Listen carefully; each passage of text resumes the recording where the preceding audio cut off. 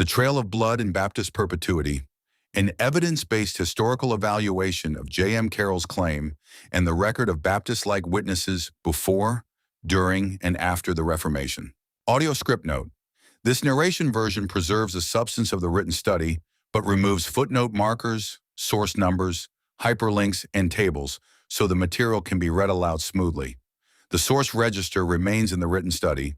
Authorship and purpose note. This study was prepared with AI assistance at the request of the user for use as an evidence-based historical analysis, rather than as the personal writing of the user. The assignment was to evaluate J.M. Carroll's The Trail of Blood and the Landmark Missionary Baptist Perpetuity claim by the historical evidence, to represent Carroll and Landmark Missionary Baptists accurately, to include objections and contrary evidence where they have historical support, to reject unsupported claims from either side, and to distinguish Carroll's actual claims, later interpretations, hostile records, modern critiques, and what the surviving evidence can actually prove. The disclosure is included so the reader understands the purpose and authorship of the analysis. It is not an appeal to authority. The conclusions of this document stand or fall by the cited sources, the handling of the evidence, and the accuracy of the reasoning.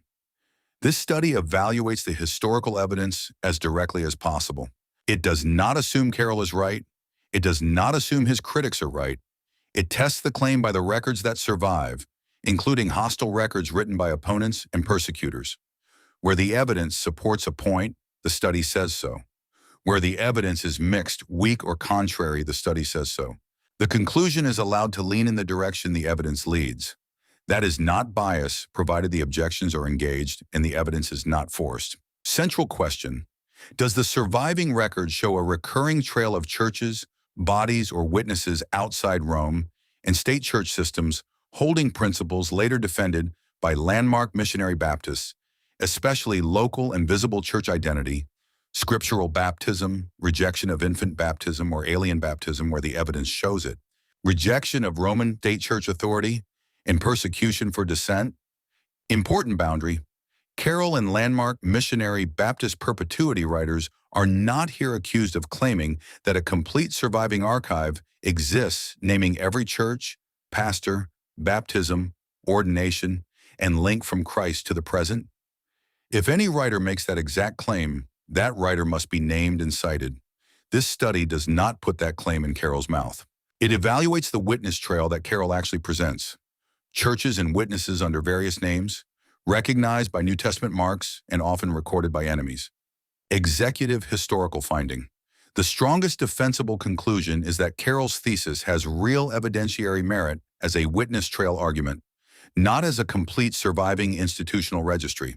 The surviving records show repeated witnesses outside Roman Catholic or state church control that in different periods and with varying clarity rejected official church authority, rejected infant baptism in some cases, rejected Catholic or heretical baptism in some cases, required personal faith before baptism in some cases, emphasized separation from coercive religious systems, and suffered persecution or condemnation for dissent. The evidence does not have equal strength for every name on Carroll's chart. Some witnesses are strong for one mark and weak or negative for another. Donatists are strong for rejection of Catholic baptismal authority, but not clear proof of believer-only baptism. Petrobrusians are strong for personal faith before baptism and rejection of infant baptism, but cannot be treated as full Baptist identity witnesses because other reported teachings conflict with Baptist doctrine. Waldenses are strong for anti-Roman dissent and persecution, but their baptismal evidence is mixed and branch-specific. Anabaptists are strong for believer baptism and rejection of infant baptism, while still diverse in other doctrines. Paulicians and Cathari Albigenses are limited or weak as Baptist identity witnesses. The conclusion, therefore, should not be artificially neutral. A study that engages the objections and still finds evidence for a recurring witness trail may say so. But it must not pretend that every chart name is fully Baptist in doctrine, and it must not answer an invented burden of proof that Carroll did not place on himself. The central question is whether the records that survive reveal repeated traces of churches or movements holding New Testament church principles apart from Rome and later Protestant state churches. On that question, the evidence is substantial but uneven. Carroll's actual claim and the burden of proof. Carroll's published material presents The Trail of Blood as a history of Baptist churches from the time of Christ to the present. The work is based on lectures and a chart, and the chart is central to the way the argument has been received. The book argues that Baptists did not originate in Rome, Protestantism, or the English Reformation. It claims that Christ founded his church and that true churches continued through the centuries under various names. Carroll explicitly distinguishes his position from apostolic succession of office. He does not argue that apostolic office continued through a chain of bishops in the Roman Catholic sense. His argument is church perpetuity. Christ promised the continuance of his churches, and those churches are identified by New Testament marks rather than by a single unchanging name. Because of that distinction, this study will not accuse Carroll of claiming a complete archival registry of every church-to-church link unless his own text is shown to make that claim. The absence of such a complete registry is relevant when critics challenge the chart's visual implication, but it must not be presented as though Carroll personally promised to provide such a registry and failed. The proper test is whether the records that do exist show a recurring trail of New Testament church principles. Carroll's marks of New Testament churches include Christ as head and founder, the Bible as rule of faith and practice, congregational polity, saved membership, believers' baptism followed by the Lord's Supper, pastors and deacons, Great Commission work, spiritual weapons rather than carnal weapons, and separation of church and state. These marks supply the grid for this study. A group does not become Baptist merely because it opposed Rome. The question is which marks are actually supported by the records. A biographical correction is necessary. Many popular editions or summaries confuse Carroll's birth year. The Texas State Historical Association gives January 8, 1852 as J.M. Carroll's birth date. The year 1858 refers to his family's move to Texas, not his birth. This does not alter the doctrinal argument, but it matters for factual precision. The trail chart, what it claims, what it suggests, and how it must be tested. The chart is not a minor illustration. It is one of the main ways readers encounter Carroll's argument. Critics are fair to say that the chart can visually suggest a linked historical succession. A careful study must therefore separate three things: Carroll's explicit written claim, the chart's visual rhetoric, and later ways defenders or critics may have used the chart. The chart should not be treated as if it automatically proves every link it visually suggests. It should be tested. The most defensible reading is that the chart presents a doctrine and practice trail, a series of witnesses under names often assigned by enemies, showing that Rome and state churches were not the only visible religious bodies claiming Christian identity through history. The chart's name must be examined one by one for the actual evidence available. This distinction protects both sides from misrepresentation. Defenders should not use the chart as though every line and name is fully established as Baptist in every doctrine.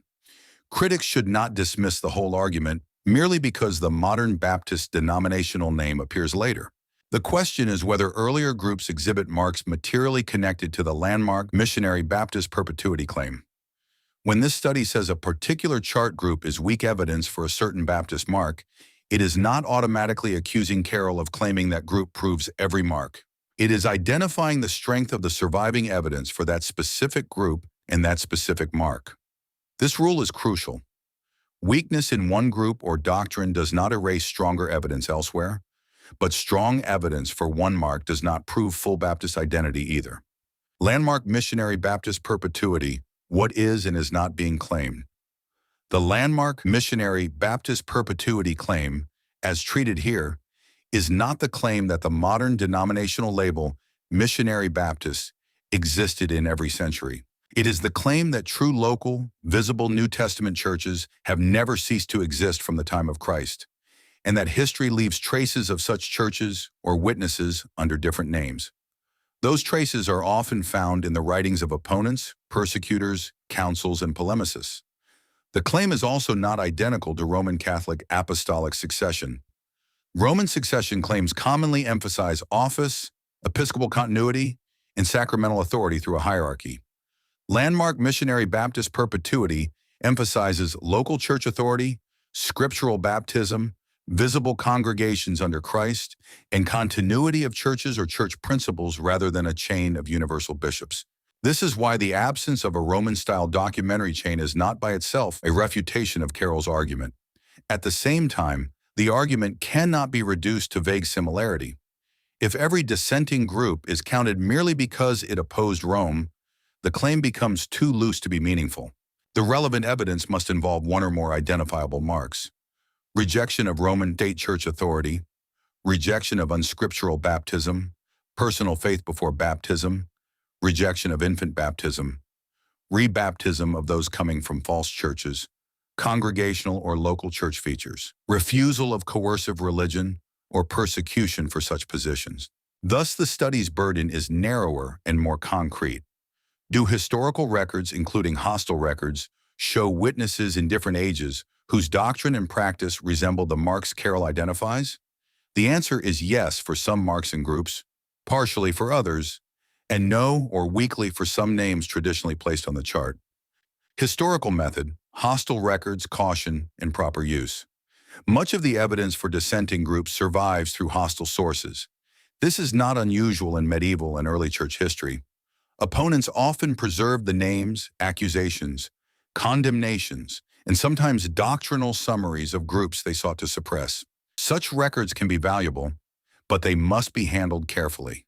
A hostile source can prove that a group existed, that it was opposed by church or civil authorities, that it was accused of rebaptism, that it rejected infant baptism, that it rejected Roman authority, or that it held specific condemned teachings, if the source actually says those things. A hostile source does not automatically prove that the group was doctrinally sound, Baptist in all points, or accurately described by its enemies. Each claim must be separated.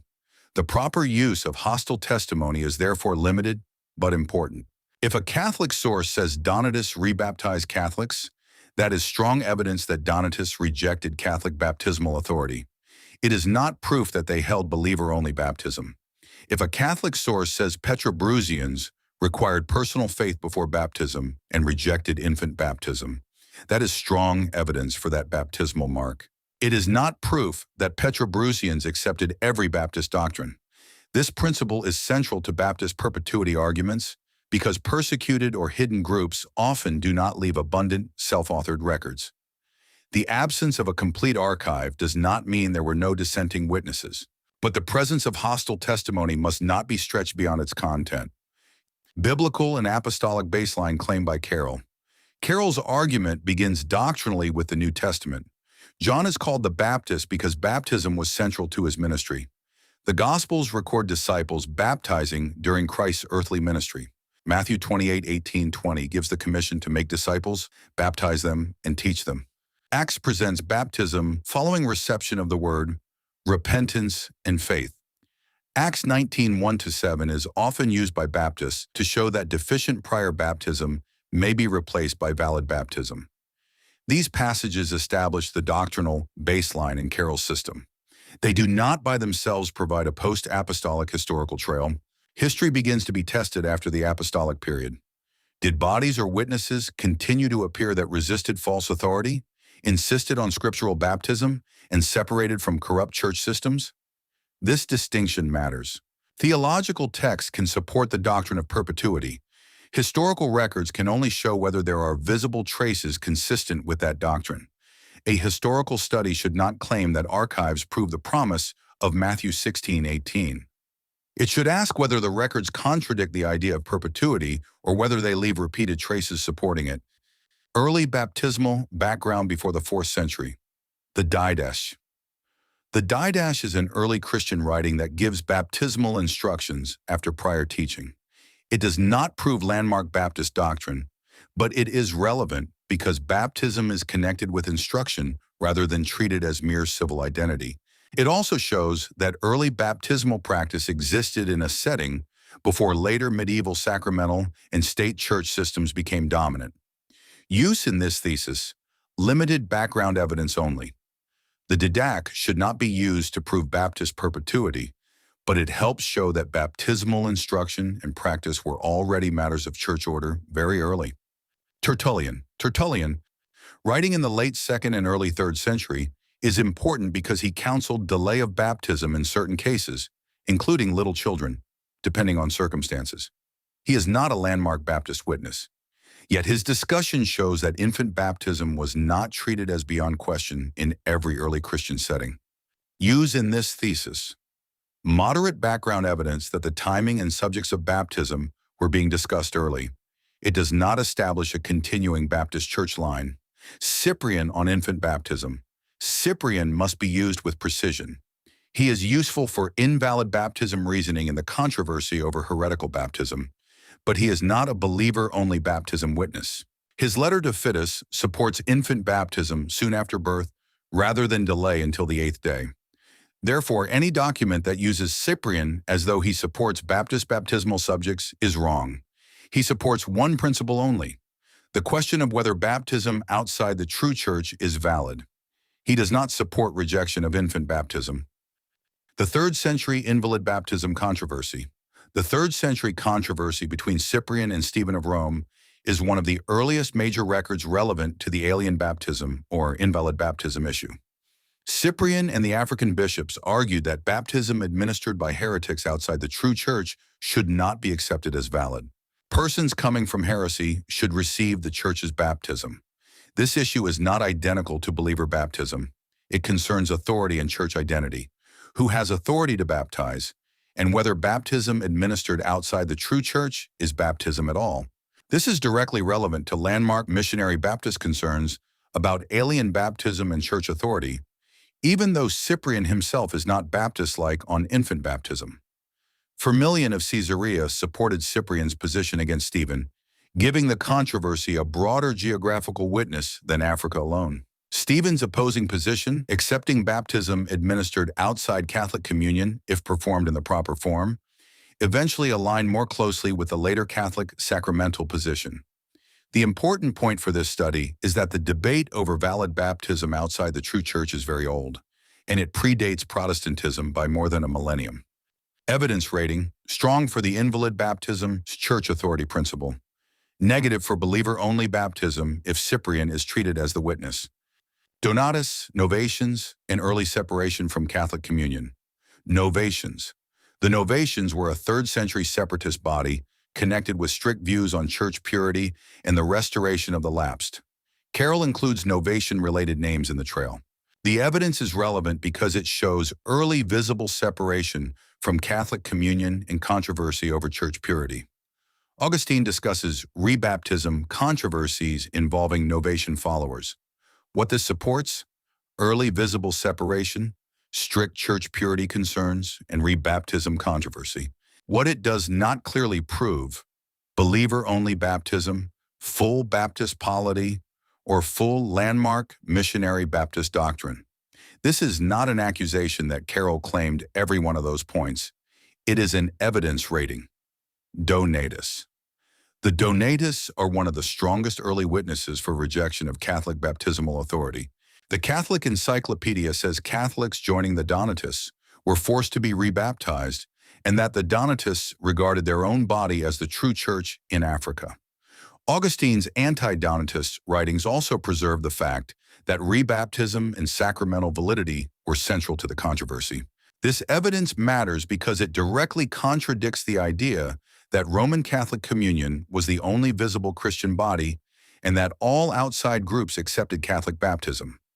The Donatist controversy shows a large North African body claiming church identity over against the Catholic party and rejecting Catholic baptisms in practice. The Donatist evidence must also be limited in a specific way. Their controversy centered heavily on the purity or legitimacy of ministers and the validity of sacraments administered by traditors or corrupt clergy. That is not the same question as believer-only baptism. Some Baptist successionist writers, including David Benedict and later writers in that line, argued that the Donatists were closer to Baptist practice and may have rejected infant baptism. Mainstream scholarship does not clearly establish that point, and the surviving evidence does not permit this study to use Donatus as proof of believer-only baptism.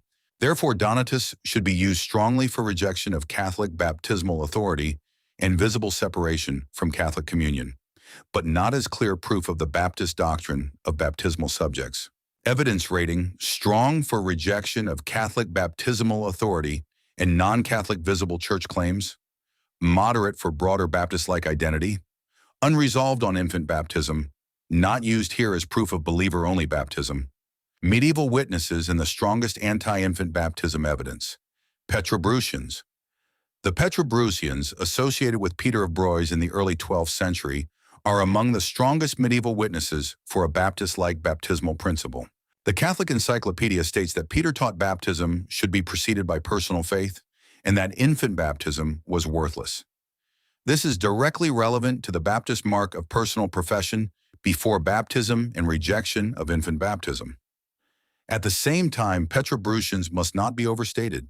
Peter of Blois is also reported to have rejected the authority of the Old Testament and doubted or subordinated parts of the New Testament outside the Gospels.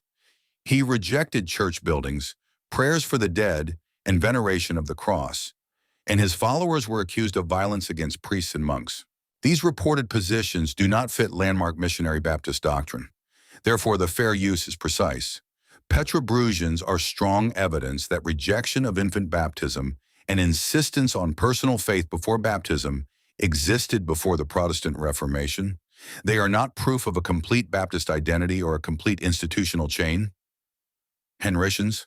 Henry of Lausanne is connected historically with Petrobrusian teaching. Catholic reference material links his influence to similar anti-ecclesiastical and anti-sacramental dissent. The Henricians are therefore a supportive continuation of Petrobrusian-type dissent, but the evidence is less detailed and direct than for Peter of Blois. Evidence rating, moderate to strong as a continuation of Petrobrusian-type dissent, not independent proof of every Baptist mark. Arnoldists and other reforming dissenters. Some medieval reforming movements oppose clerical wealth, hierarchy, or church-state power without clearly rejecting infant baptism or Catholic sacramental theology. Such groups may be relevant to anti-Roman dissent, but should not be used as Baptist witnesses unless the baptismal and church marks are present. This point answers the retrospective selection objection. Not every dissenter counts. The relevant groups are those that exhibit marks connected to Carroll's grid. Evidence rating, variable. Opposition to Rome alone is not enough to establish Baptist-like church identity. Paulicians, Cathari, Albigenses, and Cautionary witnesses. Paulicians. Carroll includes Paulicians among the trail names. They are useful mainly as evidence of Eastern dissent and persecution, not as clean Baptist baptismal witnesses. The Catholic Encyclopedia describes their baptismal doctrine as spiritualized and records that many allowed children to be baptized by Catholic clergy. Use in this thesis, limited. Paulicians can be mentioned as evidence that dissent from dominant church structures existed, but they should not be used as strong evidence for Landmark Missionary Baptist baptismal practice unless better specific evidence is supplied. Cathari, Albigenses. Cathari and Albigenses appear in many succession-style charts, but they are among the weakest witnesses for Baptist identity because dualism is a major part of their reported theology. New Advent identifies dualism as essential to Cathar belief, and this conflicts with Baptist doctrine concerning creation, incarnation, ordinances, and the goodness of the material order. Some sources associate Cathari or Albigensian contexts with rejection of infant baptism or Catholic sacramental practice. That can be noted only as a limited point. It does not make them sound New Testament churches in a Baptist sense. If a specific non-dualistic body under a broad Albigensian label is documented, that body must be treated separately. Otherwise, the broad label is weak evidence. Evidence rating, weak for Baptist perpetuity, limited for anti-Roman dissent and persecution. Waldenses, dissent, persecution, and baptismal complexity. The Waldenses are important in Carroll's chart, and in many Baptist perpetuity discussions, they are strong evidence for anti-Roman dissent, scripture appeal, persecution, and survival outside ordinary Roman control. Catholic and general historical sources record their condemnation, persecution, and spread. The baptismal question is more difficult. Some successionist and later Baptist writers identify Waldensian streams with anti-infant baptism or immersionist practice. Other historical sources show diversity among Waldensian branches and note that later Waldenses aligned with Reformed Protestant streams, especially after the Synod of Chanfran in 1532. Therefore, it is not safe to claim that all Waldenses in every period practiced landmark missionary Baptist baptism. The fair conclusion is this: Waldenses are strong witnesses for anti-Roman dissent and persecution. They are moderate or mixed witnesses for Baptist-like baptism, depending on branch, period, and source.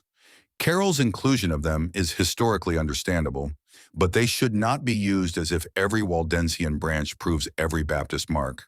This is not accusing Carroll of claiming uniform Waldensian Baptist identity in every detail. It is a warning against overusing the Waldenses beyond what the records support. Anabaptists and the Reformation-era believer baptism witness. The Anabaptists are among the strongest witnesses for believer baptism and rejection of infant baptism. The Schleitheim Confession of 1527 states that baptism is for those who have learned repentance, believe and request baptism, and it explicitly excludes infant baptism. Catholic sources also record that Anabaptists rejected infant baptism as unscriptural and aimed at restoring primitive Christianity. The Anabaptists are not identical in all doctrine to modern landmark missionary Baptists. Some branches held views on civil government, pacifism, communal property, eschatology, or church discipline that many Baptists reject. Yet on the baptismal question, they are a strong historical witness that rejection of infant baptism and state church baptism did not originate with modern Baptists. Used in this thesis, strong for believer baptism, rejection of infant baptism, and opposition to state church baptism, qualified on broader doctrinal identity. English Baptists, modern Baptist origins, and the naming question. Mainstream Baptist historiography commonly traces the modern English Baptist denominational form to the early 17th century, especially through English separatist contexts. This is a real historical point and should not be denied, but this point does not by itself settle Carroll's claim. Carroll is not merely asking when the modern denominational label Baptist became visible in English history. He is arguing that churches holding New Testament marks existed before the Reformation under other names. Therefore, the modern origin argument is relevant to denominational history, but not decisive against the witness trail argument. The proper distinction is, English Baptist denominational history by name is early modern. Baptist-like principles are historically visible earlier in various dissenting groups. Whether those principles constitute church perpetuity is the thesis under examination. Landmarkism as a later name movement. Landmarkism as a name movement belongs to the 19th century.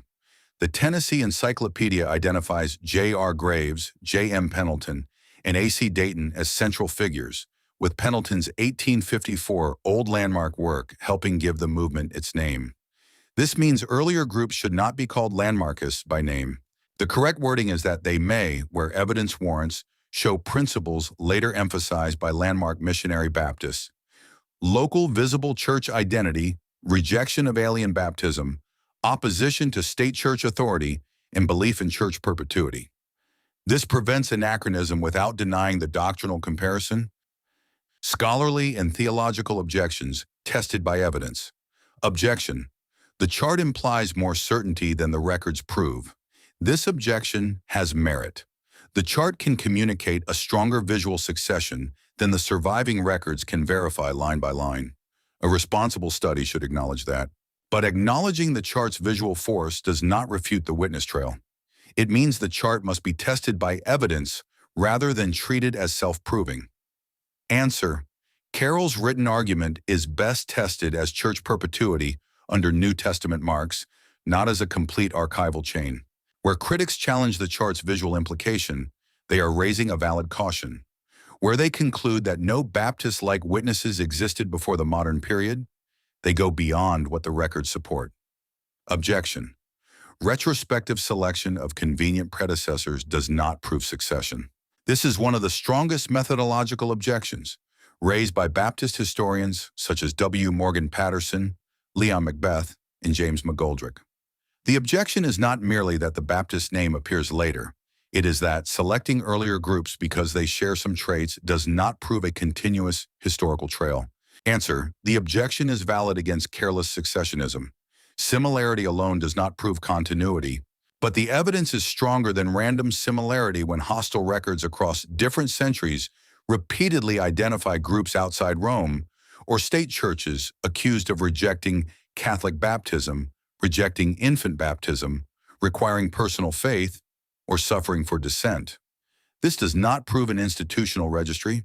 It does show a recurring witness pattern. The strength of that pattern varies by group. The selection problem must also be closed honestly.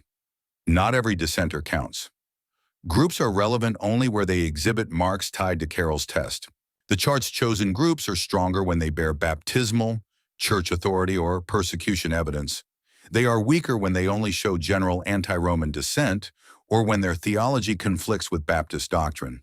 Objection. Catholics and Calvinists say Baptist succession is historically impossible. Catholic and Protestant critics often argue that Baptist successionism is historically impossible or historically unsupported. Some Catholic critics emphasize that Baptists appeared as a named denomination in the early modern period. Reformed and Calvinistic critics often argue that the successionist method retroactively chooses groups that were not Baptist in full doctrine. Answer. These critiques are partly correct if the claim being tested is a complete, documentable, church-by-church chain or the full Baptist identity of every chart group.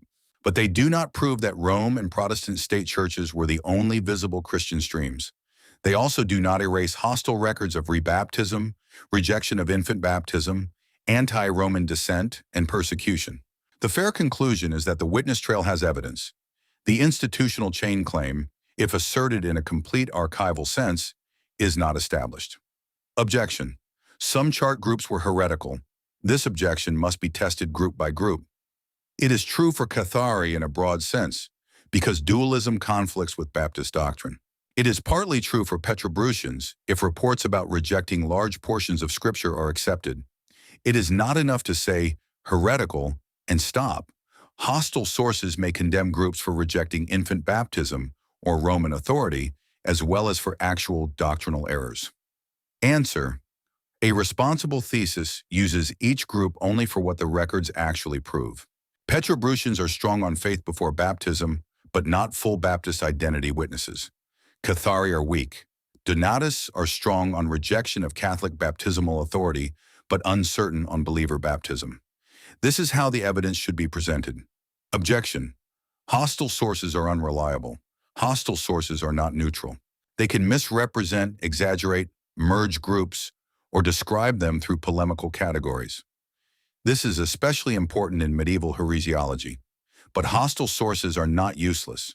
Courts, councils, inquisitors, and polemicists often preserve the very charges that reveal a group's distinctive practices. Answer. Hostile records should be used narrowly. If they report a group rebaptized Catholics, that supports a rebaptism claim. If they report rejection of infant baptism, that supports that claim. They do not automatically prove Baptist orthodoxy. This careful use strengthens rather than weakens the study. Evidence matrix and group-by-group ratings. The evidence matrix can be stated this way for listening. For New Testament churches, the strongest supported point is this: doctrinal baseline, discipleship, baptism, teaching, church obedience. The main limitation is this: does not by itself document post-apostolic history.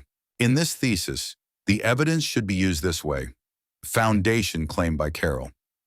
For didac, the strongest supported point is this: early baptismal instruction after teaching. The main limitation is this: not a Baptist succession witness.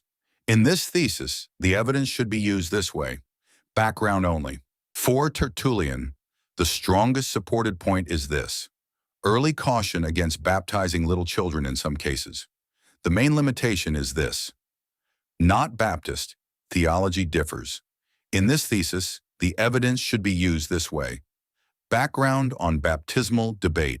For Cyprian African councils, the strongest supported point is this: Invalid-Baptism and church authority principle. The main limitation is this: supports infant baptism, not believer-only baptism. In this thesis, the evidence should be used this way: strong but narrow. For Novatians, the strongest supported point is this: early separation and rebaptism controversy. The main limitation is this: weak on believer baptism and polity. In this thesis, the evidence should be used this way: moderate for separation. For Donatists, the strongest supported point is this: rejection of Catholic baptismal authority, visible non-Catholic body. The main limitation is this: unresolved on infant baptism, not proof of full Baptist identity. In this thesis, the evidence should be used this way: used strongly for alien invalid baptism and visible separation. For Petrobrusians, the strongest supported point is this: personal faith before baptism, rejection of infant baptism. The main limitation is this: other reported teachings conflict with Baptist doctrine. In this thesis, the evidence should be used this way: strong on baptismal subject only. For Henricians, the strongest supported point is this: continuation of Petrobrusian-type dissent. The main limitation is this: less direct evidence. In this thesis, the evidence should be used this way: moderate to strong. For Waldenses, the strongest supported point is this: anti-Roman dissent, persecution, scripture appeal.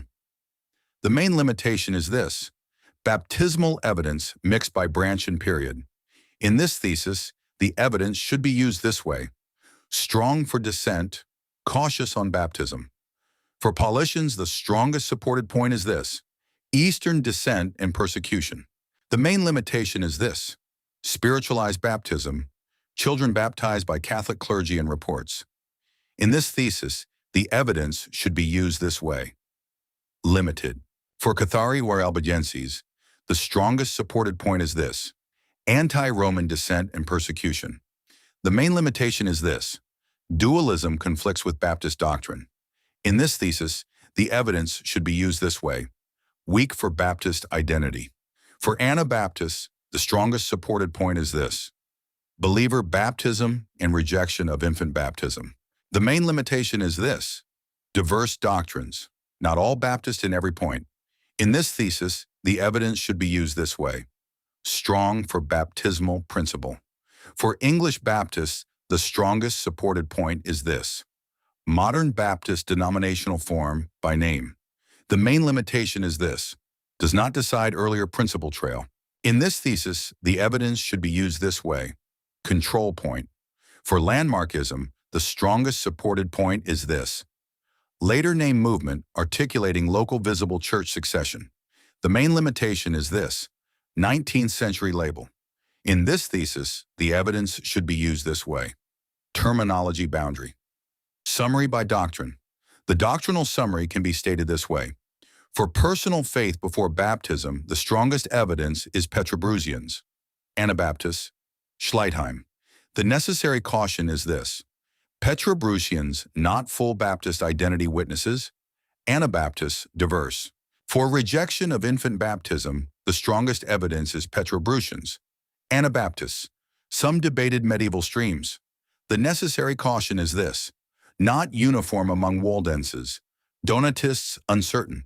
For invalid or alien baptism rejected, the strongest evidence is Cyprianic controversy, Donatists, Novatian-related rebaptism controversy. The necessary caution is this: Cyprian accepted infant baptism. Donatist rationale differs from landmark theory. For anti-Roman dissent and persecution, the strongest evidence is Waldenses, Petrobrusians, Anabaptists, Donatists, others.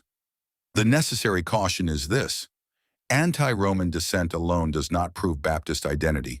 For local visible church over universal hierarchy, the strongest evidence is Donatist self-understanding. Landmark later articulation. The necessary caution is this: modern landmark precision is later. For separation from coercive church-state religion, the strongest evidence is Anabaptists, Baptist later tradition, persecuted dissenters. The necessary caution is this: not every group consistently held modern religious liberty doctrine. The 50 million martyrs claim and responsible use of persecution evidence. Some Baptist successionist literature repeats very large martyr count figures, sometimes including the figure of 50 million. This study does not make that number central because it is not established by the sources used here. Large martyr figures often function rhetorically in polemical literature and may combine widely different groups, periods, and persecutions without a verifiable counting method. This does not mean persecution did not occur. The persecution of Donatists, Waldenses, Petrobrusians, Anabaptists, and other dissenters is historically real. The responsible claim is not a specific huge number unless it can be documented. The responsible claim is that many dissenting groups were condemned, suppressed, exiled, imprisoned, executed, or otherwise persecuted by religious and civil authorities. Therefore, the study should use persecution evidence concretely.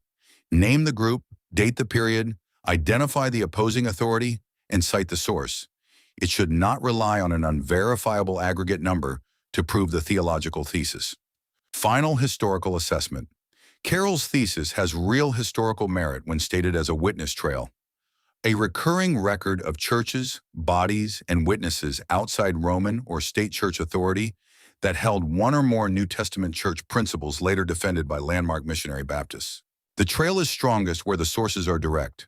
Donatus for rejection of Catholic baptismal authority, Petrobrusians for personal faith before baptism and rejection of infant baptism, Anabaptists for believer baptism and rejection of infant baptism, and Waldenses for anti-Roman dissent and persecution.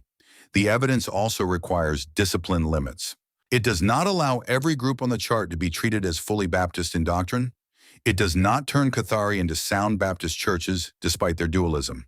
It does not make Cyprian a believer baptism witness despite his role in Invalid-Baptism controversy. It does not make all Waldenses uniformly anti-infant baptism in every branch and century. It does not make modern Landmarkism ancient by name. The fairest conclusion is not artificial neutrality, it is earned judgment.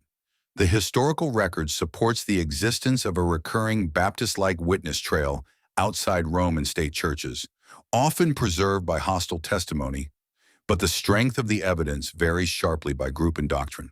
Carroll's argument is strongest when read as church perpetuity under New Testament marks, and weakest when readers treat the chart as proving every institutional link or every chart name as fully Baptist in all points. Thus, the professional way to present the thesis is this.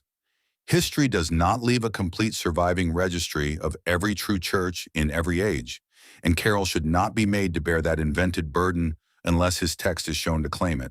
What history does leave is a trail, sometimes clear, sometimes partial, sometimes recorded by enemies, of groups and witnesses standing outside dominant church systems and holding doctrines or practices materially related to Landmark Missionary Baptist perpetuity